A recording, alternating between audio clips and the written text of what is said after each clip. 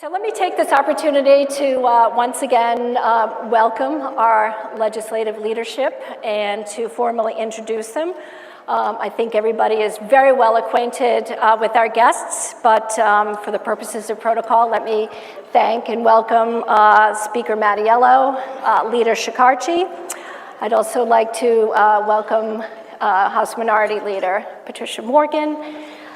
Down at the end, Senator Algier, you and I were just speaking. This is Senator Algier's 21st appearance at the Greater Providence Chamber of Commerce Legislative Lunch.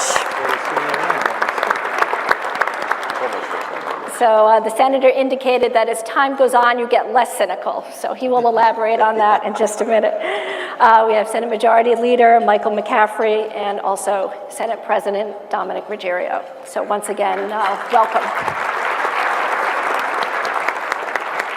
So Speaker Mattiello, right out of the box, let's talk about the PawSox. And I know that that's an issue on the minds of everybody. In fact, this morning I had a conversation with my counterpart in Worcester, Tim Murray. He's the former Lieutenant Governor of Massachusetts, former mayor of Worcester, to take his temperature, his community's temperature on what's happening on the ground there. But I'd like to ask you about your thoughts as the PawSox look to deepen their investment in Rhode Island. And we know that this project has gone through many iterations. The contours of the financing have changed quite a bit since it was originally introduced for the city of Providence, which seems like eons ago. The Senate has passed legislation supporting the ballpark and putting forth the financing plan. And they made that judgment after doing a series of town hall meetings around the state. So our question to you today is, it's now up to you as Speaker to initiate or preside over a series of next steps in the House.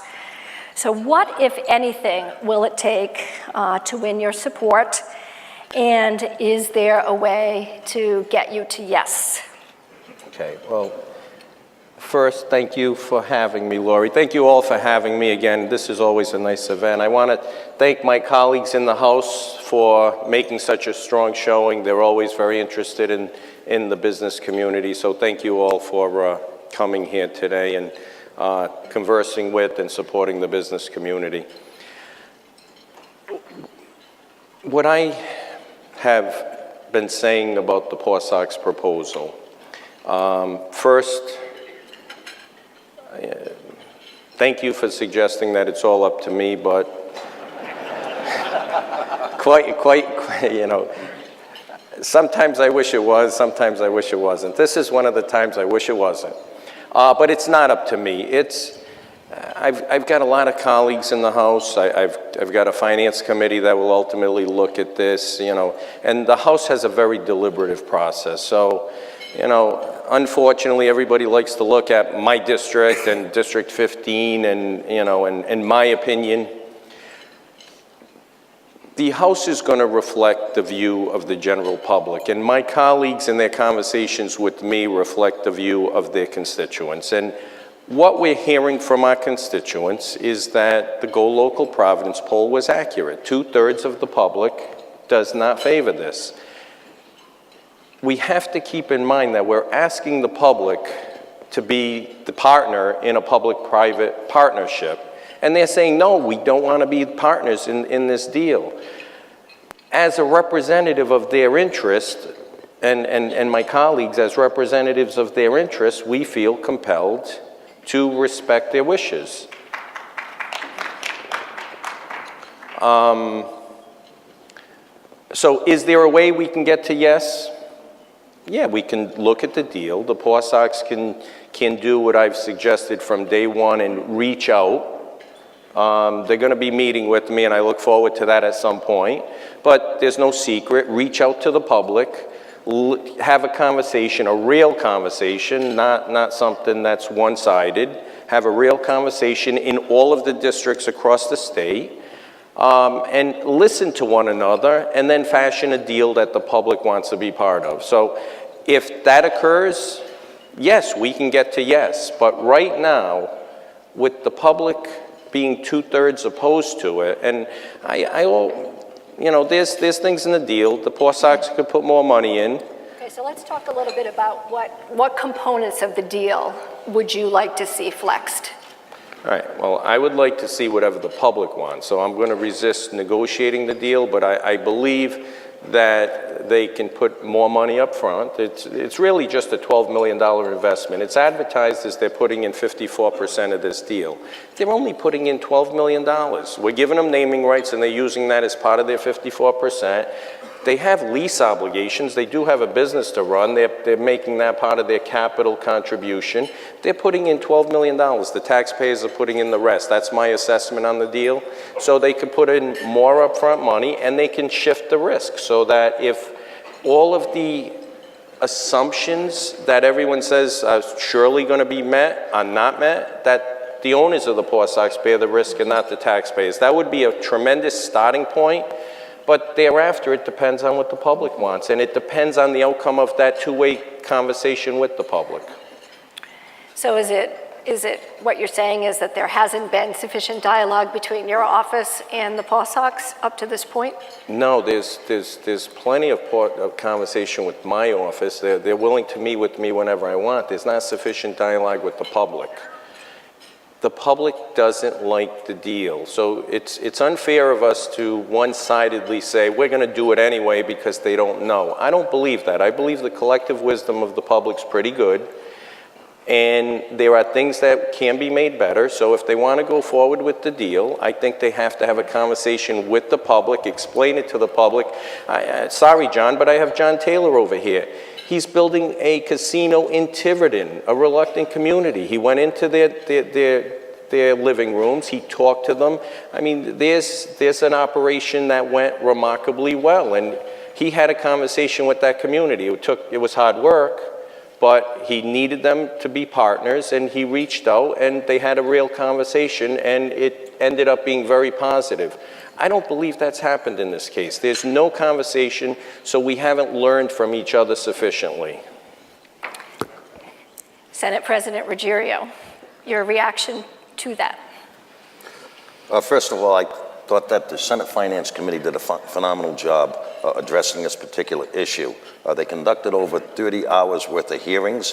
They went statewide. I don't think there was one individual in the state that did not have an opportunity to testify in that piece of legislation. I think the proposal that came out of that process is a great partnership between the team, the city, and the state. And I know that the team is not contributing a large amount of money, but they're not going to own the stadium. The stadium is going to be owned by Pawtucket, and it's going to be used for a number of other events, not just baseball. So it's going to be a multi-purpose facility. I think it's a great investment. I think it's revenue positive. Ultimately, it's going to be revenue positive. I think the site selection is absolutely fantastic. I think it's a lot better than the site that was in Providence. And I just think that it's going to be the gateway to northern Rhode Island. I think it's going to revitalize that whole Pawtucket area. I mean, there's the prospect of Hasbro moving and leaving Pawtucket. There's the Memorial Hospital situation. I think Pawtucket can really use some revitalization, and I think that the ballpark would be the catalyst for that. So what are you hearing in your district that's different than what the speaker's hearing in his district?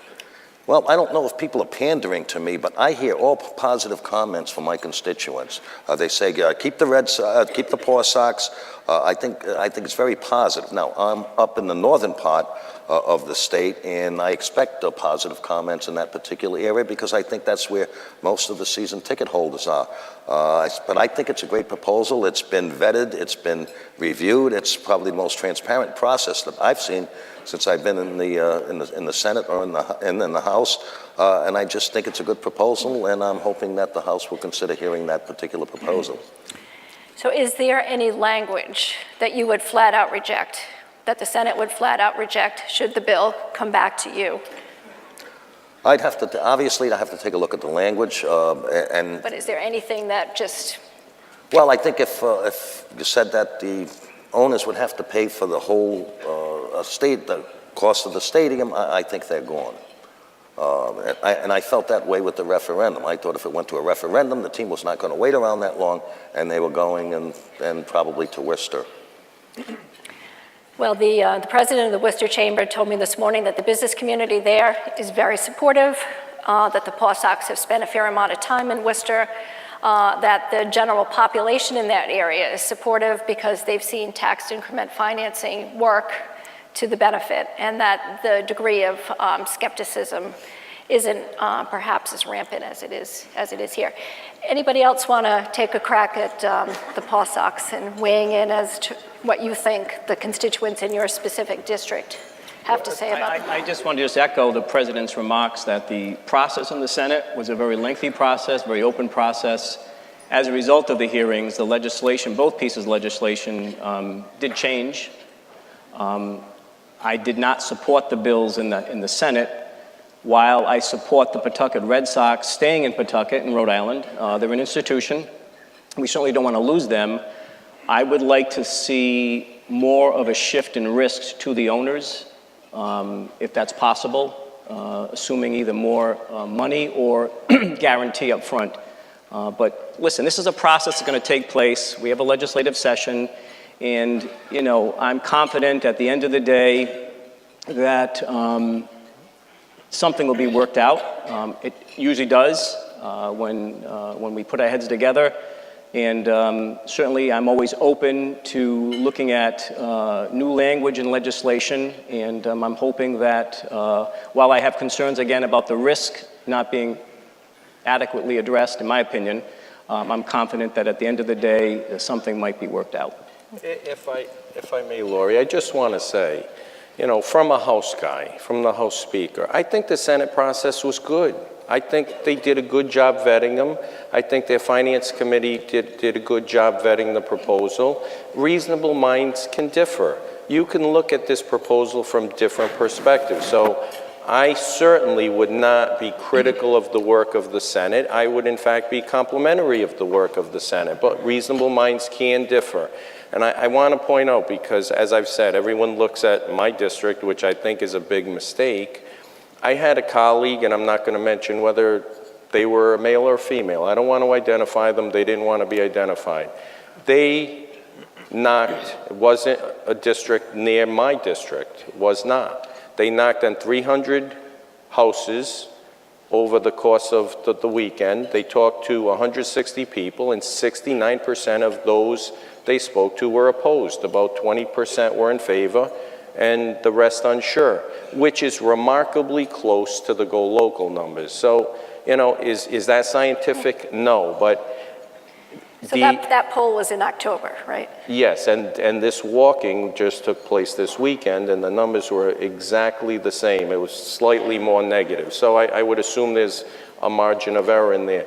I believe that the public statewide, and you can get whatever information you want or draw whatever conclusions you want anecdotally, but if you actually knock on a lot of doors consecutively, you kind of get the same number that the Go Local poll shown regarding investing public dollars. So that means if you want to consider the deal and you want the public to be a willing partner in the public-private partnership, that you have to have a better and different and more complete communication and conversation with the public. And that's all I've been asking. I don't think the final chapter is written on this proposal, but in order to move forward in a productive way, I think you've got to get the public on board, and you've got to have that conversation with them.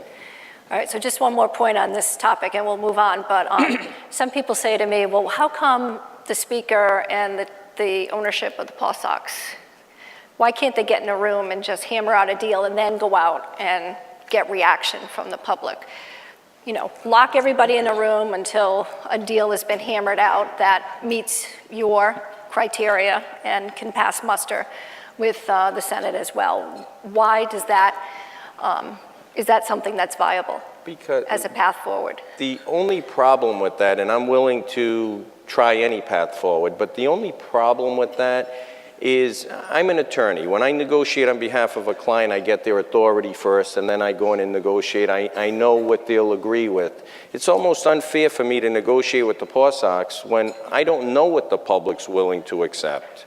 And so the relationship is very different, and that's why I suggest they have conversations throughout the state with the public and see what they're thinking and try to form the deal around what the concerns of the public are. And as far as I can tell, that's never happened. I mean, we have had hearings and they were invited, but my experience is that a lot of people don't go out. And I've had that experience with other issues. We've had other issues in the past, roadworks, for instance. I commented from the rostrum. I didn't think my district was opposed to it.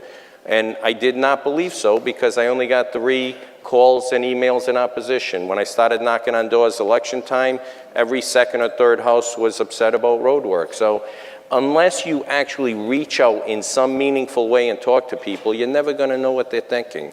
I believe I have a pretty good idea of what people are thinking through my efforts, the Go Local poll, and the communication that a lot of my colleagues are having with their constituents. If it was just my district, it'd be easy. It's not just my district, it's across the state. Okay, so if you feel that there's a role that the Greater Providence Chamber or any of the other chambers in the state can play in helping to move this project to a point where everybody is comfortable, I trust that you all will reach out to us.